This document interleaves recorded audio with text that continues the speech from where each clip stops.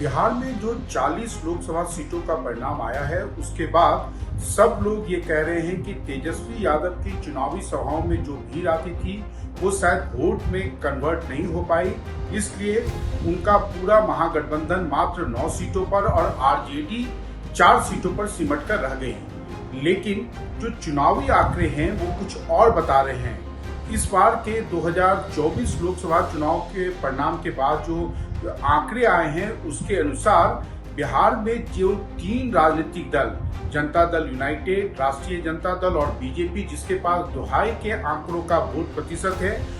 इस बार के लोकसभा चुनाव में सबसे ज्यादा चुनाव में वोट शेयर की विधि राष्ट्रीय जनता दल के वोटों में हुई है और वहीं जनता दल यूनाइटेड के वोटों में सबसे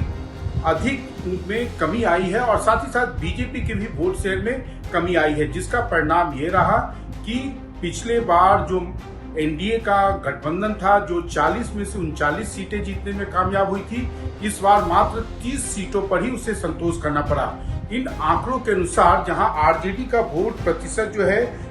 2019 में 15.7 था और इस बार यह बढ़कर 22.14 हुआ, यानी 22.14 हुआ। वहीं जनता दल यूनाइटेड, जिसे इस बार 12 सीटों से संतोष करना पड़ा, उसके वोट प्रतिशत में 3.75 की कमी आई और वो इस बार 18.52% वोट शेयर ही पाया। वहीं भारतीय जनता पार्टी के वोट शेयर में भी 3.5 की कमी आई और उसे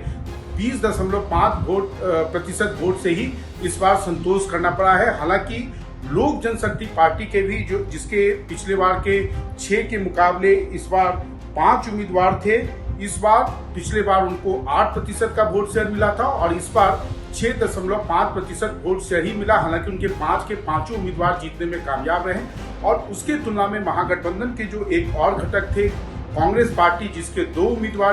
उम्मीदवार जीते हैं, उनका वोट शेयर जो है वो 7.9 से बढ़कर 9.2 हुआ है। और सबका यही कहना है कि भले ही आरजेडी सीटों के मामले में 4 सीट पे ही उसे संतोष करना पड़ा हो, लेकिन साथ ही साथ उसका वोट शेयर बढ़ा है, जिससे लगता है कि कहीं ना कहीं लोगों का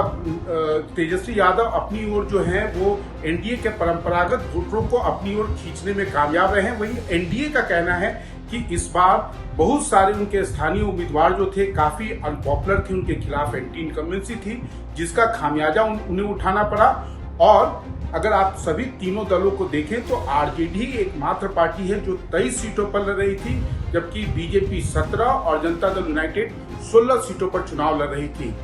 हालांकि सब मानते हैं कि आखिरकार भले ही वोट शेयर की बात हो, लेकिन आखिरकार जीत और हार से तय होता है। इस बार जीत और हार में भी पिछले बार की तुलना में ये जो वोट शेयर है इसका परिणाम जो है चुनाव परिणामों पर भी मिला। पिछले बार करीब 25 सीटें ऐसी थी जहां पर एनडीए के उम्मीदवारों का जीत का मार्जिन 2 लाख से ऊपर था, 13 सीटों पर 13 लाख से ऊपर था। लेकिन इस बार वैसी सीटें 2 लाख से ऊपर के मार्जिन की मात्र 2 सीटें थी। कई सीटों पर बहुत कम वोटों से जीत और हार का अंतर तय हुआ और माना जा रहा है कि इस पूरे चुनाव का जो लोकसभा चुनाव का वोट का प्रतिशत है, इसका परिणाम आपको आने वाले अगले साल होने वाले विधानसभा चुनाव में भी देखने को मिलेगा।